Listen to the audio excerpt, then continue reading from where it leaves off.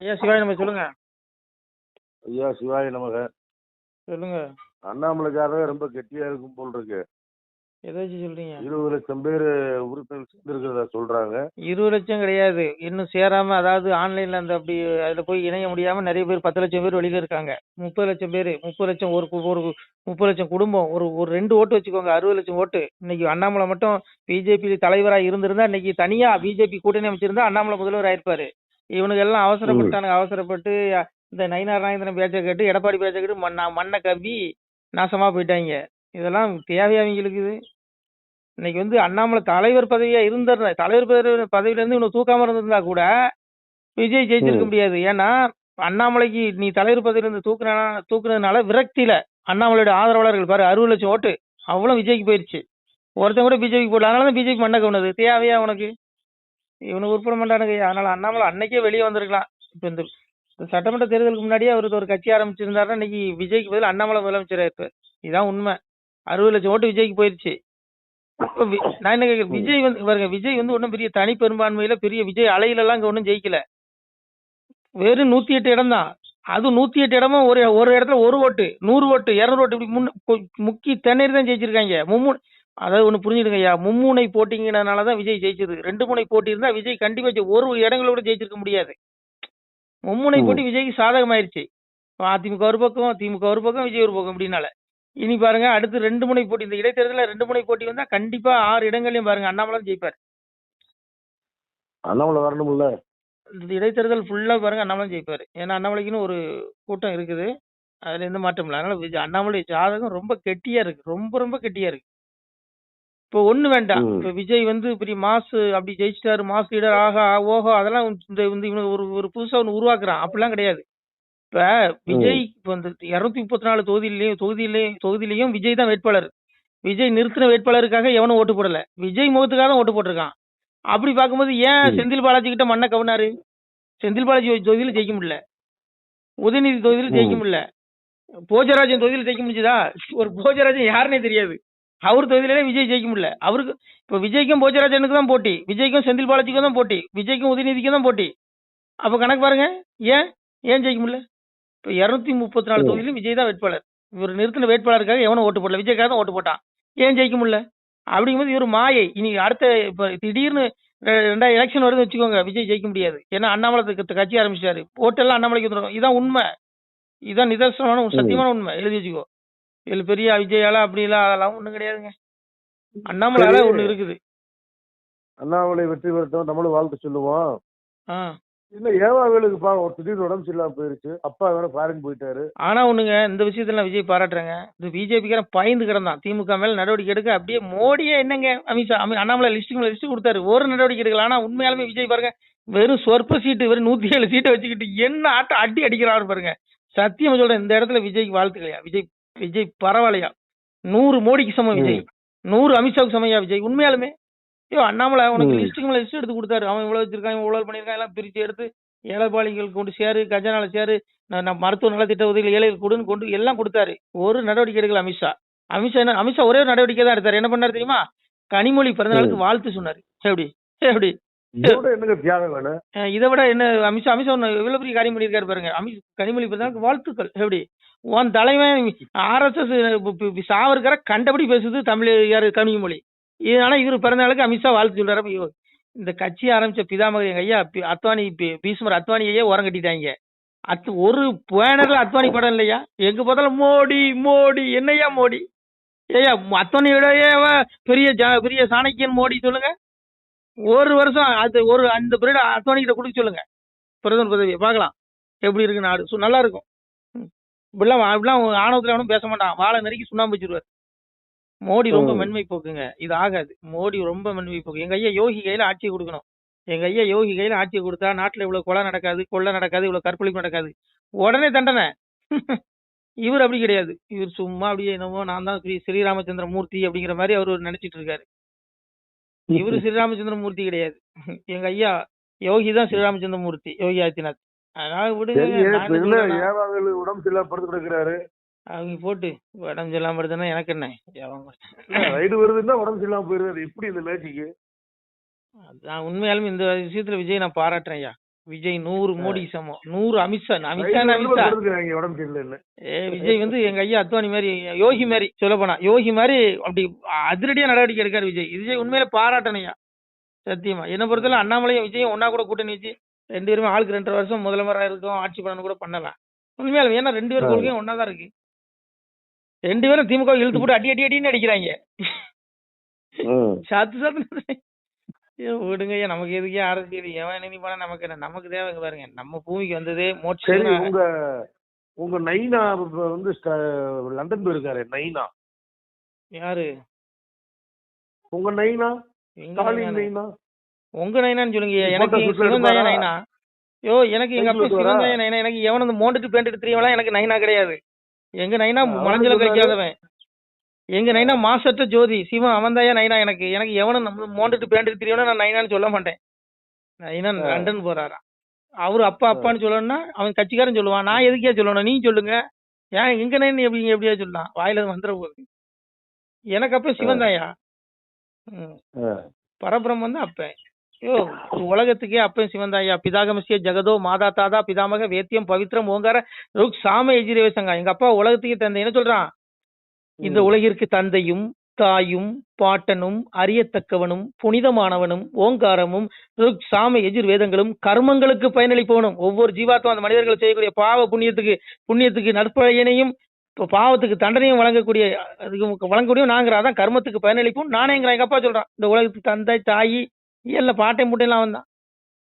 அது மட்டுமா சாமி சொல்ற மாதிரி தபாமி கமகம் வருஷம் அமிர்தம் சைவமிருத்தி சதசச்சாக மர்ஜுனான். என்ன சொல்றான்? நானே சூரியனுடைய வடிவில் வெப்பமளிக்கிறேன், நானே மழை விளைய செய்கிறேன், நானே மழையை தடுத்து நிறுத்துகிறேன். சூரியன் நான் தான், சந்திரன் நான் தாங்கிறான்.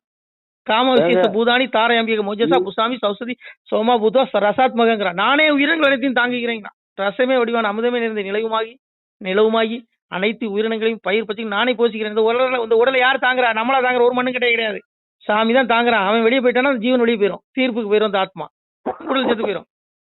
எல்லாம் எங்க அப்பன் தான்யா, எல்லாம் பகவான் தான். எப்படி சொல்றாரு? எல்லா திட்டத்திலையும் பாரு நான் இருப்பேன் அப்படிங்கிறாரு. மகளிர் சுய கொடுக்குறவர் இருக்காரா? காமெடி பண்ணாதீங்க நீங்க. நான் சாமியை பத்தி பேசிட்டு இருக்கும்போது நீங்க வேற எதை பத்தி பேசுங்க, வாயில எனக்கு கோவம் வந்துடும். பேசாங்க. இந்த உலகமே சிவன் தாயா, சிவனை தேடுங்க. இந்த மோண்டு தேடும் அரசியல்வாதி பின்னாடி போய் நாசமா போயிடாதீங்க. எவனையும் தேடாதீங்க, எவனும் நமக்கு வேண்டாம், நமக்கு சிவம் போதும். உலகமே அப்பாயா, இந்த உலகமே சிவன். சாமியே சொல்றான், ஈஸ்வர சர்வபூதானம் சோஜன திஷ்டதி பிரமாயன் சர்வபூதானி யந்திரோட மாயாங்கிறன்னு சொல்றான். சிவனாய் ஈஸ்வரனைய நான் எல்லா ஜீவராசிகளுடைய இதயத்தில் இருந்து கொண்டு அந்தந்த ஜீவராசிகள் செய்த பாவ கர்ம வினை கேட்டவாறு சுழல் செய்து கொண்டிருக்கிறேன். காலத்தை கணக்கிடுவதில் நான் காலன், தண்டித்து அடக்குவதில் நான் யமனுங்கிறான். காலனும் நான் தான், யமனும் நான் தாங்கிறான். இந்த கர்மங்கள், அதாவது இதயத்துல எப்படி வழி நடத்துறான்? முதல்வர் ஸ்டாலினை முதல்வராக்கினது சிவன் தான். முற்புற இந்த புண்ணியம், அவருடைய பூர்வஜன புண்ணியம். அதே போல விஜய் முதல்வராக்கினது சிவன் தான். அவர் பொறுப்புகளை செஞ்ச புண்ணியம். அதுபடி கர்மங்களுக்கு பயனளிக்கிறான். நீங்க அண்ணாமலை முதல்வர் ஆகிறாருன்னா அவர் பூர்வஜனத்துல புண்ணியம் பண்ணி தான் அது நடக்கும். இங்க எதுவுமே குத்துமைப்பா நடக்கல, மரணமும் கூட குத்துமைப்பா நடக்கல. ஒரு ஜீவாத்மா கருவுல உதிக்கும் போல பிறப்பு எழுதுறான். பிறப்பு ஆதி நடு அந்தம் முடிவு எல்லாம் எழுதப்படுது. எப்படி எழுதுறான் சாமி?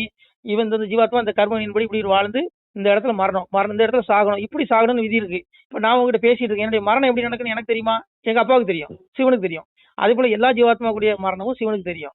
அப்போ நம்ம ஒரு நாள் இந்த என்னைக்கு மரணம் வரப்போகுது. 6 பிறவி தான் மனித பிறப்பு. இது எனக்கு 6 மன்னிக்கணும் 7 பிறப்பு தான் மனித பிறப்பு. இது எனக்கு 7வது பிறவியா கூட இருக்கலாம். இந்த பிறவில சிவனை தேடி அப்பாவை தேடி மோட்சத்துக்கு போலன்னு வச்சுக்கோ. ரஜசி புள்ளியம் கத்வா கர்மசிங் ஜாதியா ததா புள்ளின்னு தமசி முடிஞ்சு ஜாதிங்க. 84 பிறவி, 84 யோனி இருக்கு பிறப்பிடம். புழு விலங்கு பறவைன்னு கண்ணுக்கு ஒட்டுணி வரைக்கும் இருக்கு. நம்ம வயிற்றுக்குள்ள புழு இருக்கு, அந்த புழு பிறப்பு கூட கிடைக்கும். அப்படி 84 பிறப்பு ஆடு கோழி பண்ணி நைன் பறந்து சாவணுங்கிறான். 84 பிறகு கொள்ளுவான். அதனால நமக்கு இப்ப கிடைச்சது 7வது பிறவியா கூட இருக்கலாம். இந்த பிறவில இறைவனை தேடாம விட்டுட்டேன்னா இந்த மனித பிறவிக்கு 84 பிரிவு எடுத்து மறுபடியும் தான் மனித பிறவி கிடைக்கும். ஆனால் பயன்படுத்தி கொடுங்க ஐயா. கோரமான நரகம் கிடைக்குங்கிறான் அந்த ஊழல்வாதி பயிர்களுக்கு. கோரமான நரகம் வச்சிருக்கேங்கிறான் சாமி. அதனால சிவன் தான் எல்லாம் நடத்துறான். இந்த வயிற்றுல சாமிங்கிற இதயத்துல சாமி சிவனா இருக்கான். வயிற்றுல அக்னி வடிவில இருக்குங்கிறான். என்ன சொல்றான்? அகம் வைஸ்வானோர பூத்துவா பிராணி நாம் தேகமாசிதா பிராணா பானசமிக்தா பசாமி என்னும் செதுருவோம். இறைவனை நீ கோயில தேட வேண்டியது. அப்பா உனக்குள்ளே இருக்கான், இதயத்துல இருக்கான். வயிற்றுல என்ன சொல்றான்? பிராண, அதாவது எல்லா ஜீவராசிகளுடைய நான் எல்லா ஜீவராசிகளிடம் வயிற்றிலும் அக்னி வடிவில் இருக்கிறேன். எல்லா ஜீவராசிகளும், அதாவது ஆடு கோழி பன்னி நாய் மனுஷன் எல்லா பயிர்களும் திங்கிற உணவு என்ன பண்றாங்க சாமி? நானே அக்னி வடிவில் பிராண அபான வைக்கணும் கூடி வைஸ்வநரன் என்ற அக்னியாகி எல்லா உணவுகளையும் நானே ஜீரணிக்கிறேங்கிறான். ஜீரணிச்சு என்ன பண்றான்? உண்ணும் உணவு உந்தப்படுவதும் உறிஞ்சப்படுவதும் அனைத்தும் நானே செய்கிறேன். நான் தப்பா அந்த கறி உடம்புல கறி ஏறுதா, எலும்பு வளருதா, மூளை வளருதா, அதுல குறைபாடு வருதா, எல்லாம் நான் தான் வளர்ச்சிறேன். உண்ணும் உணவு உந்தப்படுது உறிஞ்சப்படுது நானே செய்கிறேங்கிறான். இந்த கழிவை வெளியே தள்ளுறது சிவன் தான். சிவம் இல்லாத இடமே கிடையாதுயா. அதான் சாமியே சொல்றான், சிவ சிவா நானானோம் நானானோம், சிவ சிவா தானானோம் தானானோம், சிவ சிவா தந்தே நன்னம் தந்தே நன்னம். அன்னத்திலிருந்து சிவன் உயிரினங்கள் தோற்றிதான். அப்பா சிவனே சொல்றான், அன்னாத் பவந்தி பூதானி பர்ஜன் யாதன சம்பவகா யஜ்ஞாத் பவி பர்ஜனி அஜன கர்ம சுந்தகா. என்ன சொல்றான், நான் அன்னத்திலிருந்து உயிர்களை தோற்றுவித்தேன். அன்னமோ மலையிலிருந்து கிடைக்கிறது, மலையோ வேள்வியிலிருந்து கிடைக்கிறது. அப்போ அன்னத்துல இருந்தா, அப்ப நம்ம அன்னம்னா உணவு சாப்பிட்டாதானே உடல் வளருது. சாமியே அன்னத்துல இருந்து அந்த உயிர்களை தோற்றிவித்தேங்கிறான். சிவன் சொல்றான், இந்த உடல் அன்னமயமானது. ஆனா உள்ள இருக்கிற ஆத்மா சிவனுடைய அம்சம், ஜோதி. அந்த ஆத்மாவுக்கு வலிவே கிடையாது. ஆனா அந்த ஆத்மாவுக்கு தண்டனை உண்டு. இந்த உடல் என்னென்ன பாவம் செய்தோ அதுக்கு உண்டான தண்டனையை நரகத்தில் அனுபவிக்கும். நரகத்தில் அனுபவித்த பிறகு இறப்புக்குரிய மண்ணுலகில் 84 லட்சம் பிறவி, புழு விலங்கு பறவைன்னு 84 லட்சம் பிறவி எடுக்கும். ஆனா மனித பிறவி கிடைக்காது. அதனால இது 7 வாய்ப்பு தான், பயன்படுத்திக்கோ. இதுல நீ விஜய் நாம வாழ்க, மோடி நாம வாழ்க, அமித்ஷா நாம வாழ்க அப்படின்னு சொல்லிட்டான்னு வச்சுக்க, உனக்கு என்ன கிடைக்கும்? பாவம் தான் வந்து சேரும். ஏன்னா மனுஷனை வாழ்கன்னு சொல்லக்கூடாது. போற்றுதலுக்குரியவன் புகழுக்குரியவன் இறைவன் ஒருவன் மட்டுமே. மனுஷ பிள்ளைகளை கையெடுத்து கும்பிடவே கூடாது. சிவன் ஒருத்தன் தான் போற்றுதலுக்குரியவன். புரியுதா உங்களுக்கு? உலகமே சிவன் தான். எதாமாம் பிரபத்தியத்தை தாம்சதி பஜாமிகம் அம்மா வருத்துவனத்தை மனுஷியா பார்வ சர்வசங்கர. சாமி சொல்றான், எந்த மனிதர்கள் என்னை எவ்விதம் வழிபடுகிறார்களோ நானும் அவர்களை அதற்கேற்பவே அணுகுகிறேன், அருள் புரிகிறேன். ஏனெனில் உலகில் எல்லா மனிதர்களும் பல்வேறு விதங்களிலும் என்னையே வழிபடுகிறார்கள். இதுக்கு அப்பா சொல்றான், உலகத்துல எந்தெந்த மொழி பேசுறவனாகட்டும், எந்தெந்த பாச பேசுறவனாகட்டும், எந்த நாட்டுக்காரனா இருக்கட்டும், என்னதாண்டா வணங்குறான். அவன் எந்த பேரை சொல்லி கூப்பிடுறானோ அந்த பேர்ல, எந்த உருவத்தை நினைச்சு வணங்குறானோ அந்த உருவத்துல நான் போய் அருள் பாலிக்கிறேன் அப்படின்னு சிவன் சொல்றான். சிவனை விட்டா கடவுளே கிடையாது. சாமியை சொல்றான், 4 வேத மதிலும் நான் வருவேன் மாயமிட்டு, ஸ்தூல வேஷமிட்டு சுற்றுவேன் கண்டிரினி, இனத்துக்கு இனங்கள் இருப்பேன் நான் சுவாமி என்று வேறு ஆரோக்கியம் வெண்ணம் என்ன மையாத மகனே, இனத்துக்கு நான் தானே சுவாமி. எவன் எப்படி கும்பிட்டாலும் நான் தானே கடவுள். அவன் என்னென்ன பேரை வேணாலும் சொல்லி கூப்பிட்டு போறான், நான் தானே சாமி. என்னையெல்லாம் தெய்வம் இவ்வுலகில் இருக்கிறதோ அங்க கிடையாது. சாமி சொல்றான், என்னை அறியாமல் எதும் வகை உலகில் இல்லை, தன்னை அறிந்ததுண்டால் தலைவனை நீ அறிவாய் மகனே, என்னை அறிந்தவர்க்கு ஈசன் வழி சொல்லுகிறேன் கண்ணாலே மனக்கண்ணாலே, காணும் அப்பா வழியதுதான் மண்ணில் மூவாசை உங்களுக்கு அது மாற்றானாயிருக்குதடா, என்னை கண்ணாலே கண்டதுண்டால் களி தீரும் என் மகனே. சிவம் பாடுறாயா. இது முனிவர்கள் பாடுனது கிடையாது, இது ஆழ்வார்கள் பாடினது கிடையாது, 4 பெருமக்கள் தேவாரம் திருவாசகம் பாடினது மக்கள் பாடினது கிடையாது. சிவம் பாடுறான். சிவன் சொல்றான், என்னை அறியாமல் இந்த உலகத்துல எதுவும் இல்லடா, உண்டாக்கி வைப்பதும் நான், உலகில் அழிப்பதும் நான் மகனே நான் தானே படைக்கிறேன், நான் தானே கொள்றேன். உடலை தாண்டா கொள்றேன். உன் ஆத்மாவை மோட்சத்துக்கு என் பிள்ளைகள் தேடக்கூடிய பிள்ளைகளுக்கு மோட்சத்தை கொடுக்குறாங்கிறான். அதனால இறப்பை பார்த்து யாரும் பயப்படாதீங்க. மரணங்கிறது விடுதலையா? மரணங்கிறது ஆத்ம விடுதலை. நீ இந்த பிறப்புங்கிற துன்பத்திலிருந்து விடுபட்டு போறா விடுதலை. மரணத்தை பார்த்து யாரும் பயப்படாதீங்க. இப்ப என்னால பாருங்க, ஒருத்தர் அறுவாள் எடுத்து வெட்டினாலும் அந்த என்னுடைய உடலை தான் வெட்ட முடியும். என்னுடைய ஆத்மாவை ஒண்ணும் பண்ண முடியாது. இந்த உலகமே அழிஞ்சாலும் ஆத்மா அழியாது. அதனால மரணத்தை பார்த்து யாரும் பயப்படக்கூடாது. இப்ப ஆத்மா இந்த உடலை எந்த கொம்பனாலையும் இந்த உடலை காப்பாற்ற முடியாது. இந்த உடலுக்குன்னு ஒரு காலம் இறைவன் கொடுத்துருக்கான். அதனால அவனே கொண்டுருவான். சாமியே சொல்றான், கூத்தாடி நான் கொல்லி வைத்து போறேனடா, கொல்லி வைக்கும் குமரனடா, கொப்பனந்தி ஈசனடாங்கிறான் சாமி. நான் தானே கொல்லி வைக்கிறேன் இந்த உடலுக்கு. இந்த கொல்றதே அவன் தான். இப்ப என்ன படைச்சதை வந்து என்ன கொல்ல போறதா வந்தான். ஆனா உடலை தாயா கொள்றான். அது உடலுக்கு தான் அழிவு. இந்த ஆத்மாவுக்கு அழிவே கிடையாது. அப்புறம் எதுக்கு மரணத்தை பார்த்து பயப்படுறீங்கிறேன். நீங்க அழிவற்றவர்கள். ஆத்மா உங்க அழிவே கிடையாது. நீங்க தீர்ப்புக்கு அப்பாட்ட போவீங்க. நீங்க வந்து சிவனை தேடிங்கன்னா மோட்சம். உங்களுக்கு தீர்ப்பே கிடையாது. அப்பாவோட வீட்டுக்கு கொண்டு போயிடும். அங்க மலஞ்சலம் கழிக்க வேண்டியதுல, அங்க 3 நேரம் பசிக்காது, பிணி நரை மூப்பு நோய் எதுவும் கிடையாது. உங்களுடைய ஆத்மா ஒளிமயமானது, மலஞ்சலம் கழிக்காது, திவ்ய புருஷன். நீங்க அழிவற்றவர்கள். எதுக்கு பயப்படுறீங்க மரணத்தை பார்த்து? சிரிங்க. இப்போ என்ன ஒருத்தன் வெட்டி கொள்றான்னு வச்சுக்கோ, என் உடலை வேணா வெட்டி கொள்ள முடியும், ஆத்மாவை தொடக்கூட முடியாதுடா. இந்த ஆத்மாவை ஆயுதங்கள் வெட்டுவதில்லை. பகவானே சொல்றான், இந்த ஆத்மாவை ஆயுதங்கள் வெட்டுவதில்லை.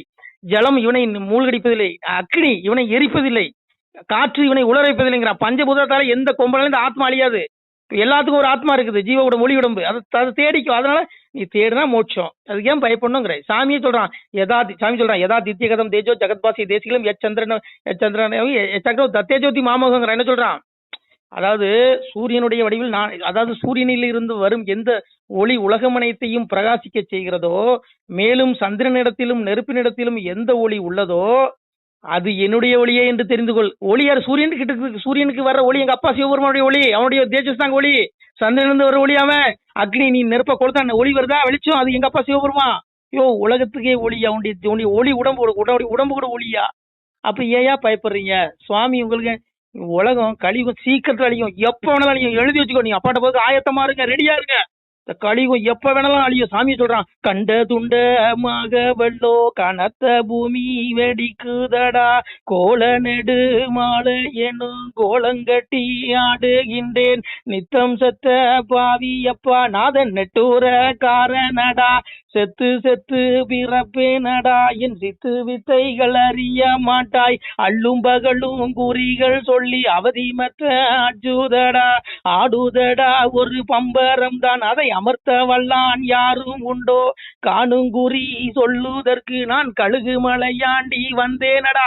சிவன் சொல்றான், சிவன் பாடுறான், ஆடுதடா ஒரு பம்பரம், பூமி சுத்துது உன்னால நிறுத்த முடியுமாடா. சிவன் சொல்றான், ஆடுதடா ஒரு பம்பரம் தான், அதை அமர்த்த வல்லான் யாரும் உண்டோ. ஐயோ நான் தாடா சுத்த வைக்கிறேன், அடே முட்டாள்களே, நான் தாடா கண்ட துண்டமாக உள்ள கனத்த பூமி வெடிக்கிற பூமியை நிலநடுக்கத்தை கொண்டு வந்து உங்க எல்லாத்தையும் பிரளயம் அழிச்சு கொள்ளுவேன் அப்படிங்கிறான். உடலை மட்டும் தான் கொள்றான், நல்லா புரிஞ்சுக்கோ.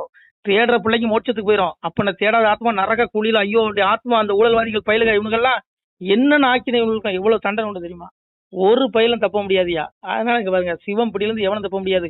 சுவாமி எங்க இருக்கிறான், அந்த கலியுகத்தை அழிக்கிறதுக்கு சாமி எப்ப வேணாலும் வருவான். இறைவன் இந்த கலியுகத்தை அழிக்க எப்ப வருவான், எப்படி வருவானா, இப்ப தாய் கல்வி கடவுள் தாய் சரஸ்வதி தாளாட்டுறா. அதாவது ஒருவேளை அண்ணாமலை இறை அவதாரமாக கூட இருக்கலாம். ஏன்னா சந்தேகம் இருக்கு, இறைவன் மனுஷ ரூபத்துல மனிதனுடைய ரூபத்துல தான் வருவானா. தாய் கலைவாணி இறைவன் கலியுகத்துல வருகையை இறைவன் வருகையை தாளாட்டுறா. எப்படி வருவானா இறைவன், தாய் சொல்றா பாருங்க, தார தர தர தாராரு, தார தர தர தாராரு, உலகம் 14 ஒரு கூடைக்குள் ஒரு சொல் மொழிக்கால பிறந்தவரு, இலகு பிரகாச சுவடு கொண்டு இலங்கும் பதியால வந்தவரு, அம்பு கணைகள் ஒன்றும் இல்லாமலே அழிக்க வந்தாரோ கலிதனையும், கூட படைகள் துணை இல்லாமலே குறும்பை அடக்க வந்த கன்றோ, சாட தலையாரி ஒன்றில்லாமல் சதைக்க வந்தாரோ கலியுகத்தை, கோளு பேய்களை கிரகங்களை கொல்ல வரம்பற்ற நாரணனு, காணா கருவாதி குருமூலமோ கர்த்தன் கர்த்தாதி கடவுள் தானோ, தார தர தர தாராரோ, தார தர தர தாராரோ. இறைவனுடைய வருகையை கலைவாணி தாய் தாளாற்ற. இறைவன் எப்படி வருவானா, கலியுகத்தை அழிக்கிறதுக்கு இறைவன் அம்பு கணை ஆயுதங்கள் ஒன்றும் எடுத்துட்டு வரமாட்டானா, கூட படைகளை கூட்டிட்டு வரமாட்டானா. ஆனா இந்த கலிநீச பாவிகள், இந்த ஆட்சியாளர்கள், ஆணவம் பிடிச்சவன் அகங்காரம் பிடிச்சவன் அத்தனை பேரும் இறைவன் அடக்குவான் அப்படின்னு தாய் கலைவாணி தாளாற்றா இறைவனுடைய வருகைய. எப்படி அம்பு கணை ஒன்னும் எடுத்துட்டு வரமாட்டானா, கூட படைகளை கூட்டிட்டு வரமாட்டானா, ஆனாலும் இந்த கலிநீச பாவிகளை அழிப்பான், இவனுடைய குறும்பு அடக்குவான் அப்படின்னு தாய் கலைவாணி தாளாற்றா. அப்போ என்ன பொறுத்தல அண்ணாமலை இந்த மாதிரி ஒத்த மனுஷன் தான். பின்னாடி கூட படைகள் எல்லாம் இதுல அம்பு ஆயுதங்கள் இல்ல. ஆனா வச்சுட்டு அத்தனை திமுக காரன் மந்திரி பழந்துன்னு கொட்ட போட்டவனெல்லாம் கதற விடுறான். அப்ப இவன் கடவுளா அவதாரம் இறைவன் அனுப்பிவிட்ட தூதனா கூட இருக்கலாம். கடவுள் வேண்டாம் விட்டுருங்க, சூதனா கூட இருக்கலாம். இந்த மாதிரி எங்க ஐயா யோகி ஆதித்யநாத் வந்து கடவுள் பரபிரம்மம். அது ஊப்பில் ஆண்டுட்டு இருக்கான் பாருங்க, அவன் இறைவன், அவன் சாட்சாத் பரமாத்மா. ஏன்னா இறைவன் கலியுகத்துல எப்படி வருவானா, சாமியே கீதையில சொல்றான், यदा यदा धर्मस्य किलनिर्भवति भारत पितामह धर्मस्य दादात्मान सुजामिकं परित्राणाय साधुना विनाशाय सदुष्कृतं धर्म संस्थानं नाटाय संभावी युगे युगेங்கிறான். அஜோஸ்மி சன்னவியத்மா பூதானவ ஈஸ்வரன் பிரகிருதி சுவாமிஷாய் சமயம் என்ன சொல்றான், நான் இவ்வுலகிற்கு ஈஸ்வரனாக இருந்து கூட என்னுடைய பிரகிருதியை, அதாவது என்னுடைய படைக்கும் சக்தியை வசப்படுத்தி கொண்டு என்னுடைய யோக மாயையினால் சாதாரண மனிதனை போல வெளிப்படுகிறேன். எப்படி வரான் இறைவன், சாதாரண மனிதனுடைய உடல் வர. ஐயா யோகி ஆதித்யநாத் சாதாரண மனுஷனா இருக்காரு, இறைவன் அந்த ரூபத்துல வருவானா, வந்து என்ன பண்ணுவானா, இந்த பாவிகளுடைய கொட்டத்தை அடக்குவானா. ஊப்பிலெல்லாம் ஒரு காலத்துல எவ்வளவு பாலியல் வன்புணர்வு, எவ்வளவு கொலைகள். இன்னைக்கு பாருங்க, ஒரு கொலை கிடையாது, ஒரு கொள்ளை கிடையாது, எவ்வளவு தூரம் அது அடக்கி ஆள்றான் பாருங்க. அதான் ஐயா கடவுள். இங்க விடிஞ்சா கொலை நடக்கு தமிழ்நாட்டுல, எவனாலும் என்னென்னமோ பண்றான், அங்க அப்படி இல்ல. அதனாலயா ஒண்ணு புரிஞ்சுடுங்க, அண்ணாமலை சாரி மன்னிக்கணும், எங்க ஐயா யோகி ஆதித்யநாத் ரூபத்துல இறைவனே வந்திருக்கான்னு தான் நான் நம்புறேன். அதனால இந்த கலியுகம் வந்து இறைவன் எப்ப வேணாலும் அழிப்பான். ஒரு சுடக்கடிக்கிற நேரத்துல இந்த யுகத்தை அழிச்சு போடுவான். சாமியே சொல்றான், கை தட்டும் பொழுதோ கண்கொட்டும் நேரமோ களியன் இருப்பதெல்லாம் சிவனே ஐயா, வட்ட கிழுப்பை தட்டி முடிந்து விட்டால் வையகம் அழிந்திடுமே சிவனே ஐயா, ஊமை போல் இருப்பதை வாயை நான் திறந்து விட்டால் உலகம் அழிந்திடுமே சிவனே ஐயா. எங்க அப்பா சிவமணி, எங்க அப்பா சொல்ற, திருமேனி திருக்கண்ணை சட்டே திறந்து விட்டால் சீமை எழுந்திடுமே சிவனே. திருப்பதியில் இருக்காம இருக்கு பெருமாள் மாயகிருஷ்ணன் மாயம் வந்து எங்க அப்பா சிவன்ட்ட உரையாடுறான், கலியுகத்தை இறைவன் எப்படி அழிக்க போறான். சாமி சொல்றான், ஏ சிவனே, நீ கொடுத்த வரம் கலியனுக்கு இன்னும் கொஞ்ச நாள் இருக்கு. அது வரைக்கும் இந்த கலிநீச பாவிகளுடைய வாரிசுகள் ஆட்டம் போடும், ஆளட்டும். அதுக்கப்புறம் இறைவன் எப்படி அழிப்பானா, என்னுடைய திருமேனி திருக்கண்ணை, எங்க அப்பா திருப்பதியில போய் கும்பிடுறீங்க பாருங்க, விழுந்து விழுந்து அவன் கண்ணை லேசா திறந்தாலே உலகம் அழிஞ்சிருமா. என்ன சொல்றான், கை தொட்டும் பொழுதோ கண் கொட்டும் சொடக்கடிக்கிறது இந்த உலகத்தை அழிச்சிடலாம். அவ்வளவு சக்தி இருந்தோம் சிவன் கொடுத்த வரம் பொய்யாக கூடாதுங்கிறனால பெருமாள் கம்மன் இருக்கான். ஏன்னா கலியன் கொடுத்த வரம் குடியிருக்கு கொஞ்சம் நாள் இருக்கு. அதனால அது வரைக்கும் கலிநீச பாவிகள் ஆட்டம் போடுவான், ஆழ்வான், இவங்க எல்லாம் பவர் இருக்கும். அயோக்கிய பேருக்கு தான் காலம். அதுக்கப்புறம் இருக்கு வேடிக்கை பாரு. இவெல்லாம் நரகத்துக்கு போவாங்க, செத்தக்கப்புறம் டேரக்ட் நரகம். இந்த பாவிலாம் போயிட்டு தான் இருக்கான். மீளா நரகம் 85 பேரை கொடுக்குறான். ஆனாலும் இந்த உலகத்தை அழித்து தர்மயுத்தை படைத்து சாதுக்களை காக்கணும் இறைவன். அப்போ இந்த உலகத்தை இந்த மாதிரிலாம் அழிப்பேங்கிறான். புரியுதா உங்களுக்கு? அதனால வட்ட கிளுகிழப்பை தட்டி முடிந்து விட்டால் வையகம் அழிந்துட்டு 2 ஆட்டு தான் உடுக்கைய ஆட்டா அது உலகம் அழிஞ்சு போயிடும். இதுதான் இந்த பூமி. சாமி சொல்றான், எவரவர் இருந்து மணிய பண்ண வேண்டும் என்றாலும் இந்த 3/4 அடிக்குள் தானே சிவனே. இந்த பூமி எங்க அப்பாவுடைய அளவுல ஒரு 3/4 அடி சொத்தோட ஒரு உருண்டை, ஒரு கோழி குண்டு தான். நமக்கு தான் இது பெருசா தெரியுது. அவனுடைய அளவுல இது ஒரு கோழி குண்டியா. இந்த கோழி குண்டுல இத்தனை கடலை வச்சிருக்கிறான், குளம், ஆறு, மனுஷ பயில்க, மிருகங்கள் படைச்சு எப்படி வழி நடத்துறான் பாருங்க. அவனுடைய சக்தி சொல்ல முடியுமா ஐயா? நீ இங்க ராஜா மந்திரின்னு சொல்றதுலாம் என்னுடைய 3/4 அடி தாண்டாங்கிறான். மணி நீ எவரவர் இருந்து மணிய பண்ண வேண்டும் என்றாலும் இந்த 3/4 அடிக்குள் தானே சிவனே. முடிஞ்சு போச்சா? எங்க அப்பாவுடைய 3/4 அடி தான் பூமி. சாமியை சொல்றான், கடுகை துளைத்து அந்த துளைக்குள்ளே நின்ற தண்ணீர் கடல் போல தோன்ற கண்டேன் சிவனே ஐயா. கடுகு. எங்க அப்பா சொல்றான், என்னுடைய மகாவிஷ்ணு சிவன் ஒரு சிவனே, இந்த பூமி ஒரு கடுகு அளவு, இதுக்குள்ள இருக்கிற தண்ணியை பார்த்துட்டு கடல் அளவு கடல்னு சொல்றான் மனுஷங்கிறான். நமக்கு தாயா கடல், அவனுக்கு இந்த பூமியே ஒரு கடுகு. அதான் கடுகை துளைத்து அந்த துளைக்குள்ள நிக்கிற கடல். அந்த கடுகுக்குள்ள நிக்கிற தண்ணீர் கடல் போல தோன்றகனே ஜீவனைங்கிறான். நம்ம பார்வைக்கு இது கடலா தெரியுது, அவனுக்கு. சிவாய நம. திருச்சிற்றம்பலம். அன்புடையீர் வணக்கம். தற்போது நீங்கள் பார்க்கக்கூடிய இந்த இடத்துல ஒரு சிவாலய திருப்பணி நடைபெற்று கொண்டிருக்கிறது. இந்த இடம் பார்த்தீங்கன்னா திருநெல்வேலி மாவட்டம் நான்குநேரி தாலுக்கா ஆண்டான்குளம் கிராமம் அருகில் ஒரு இயற்கை எழில் கொஞ்சம் இடத்துல இந்த திருப்பணி நடைபெற்று கொண்டிருக்கிறது. இந்த சிவாலயத்தினுடைய சிறப்பு என்னன்னு பார்த்தீங்கன்னா, இந்த இடத்துல வாழ்ந்து மறைந்த சித்தர் பயன்படுத்திய அந்த சித்தர் வழிபட்ட சிவலிங்கம் மற்றும் அவர் கரங்களால் எழுதிய ஓலைச்சுவடி, அவர் தவம் செய்யும் பொழுது பயன்படுத்திய அந்த வாசி தண்டம், கிட்டத்தட்ட இதெல்லாம் பல ஆயிரம் ஆண்டுகளுக்கு முன்னாடி உள்ள பொக்கிஷம் இன்றளவும் பாதுகாக்கப்பட்டு இருக்கு. மக்களே, இந்த திருப்பணிக்கு உங்களால் முடிஞ்சால் ஒரு சிறிய உதவி செஞ்சு கொடுங்க. எங்களால் மீண்டும் பொருளாதாரம் இல்லாததுனால இந்த திருப்பணி இப்போது நிற்க போகுது. உங்களால் முடிஞ்ச ஒரு சின்ன உதவி செஞ்சு கொடுங்க, உங்களுக்கு புண்ணியமாக போகும்.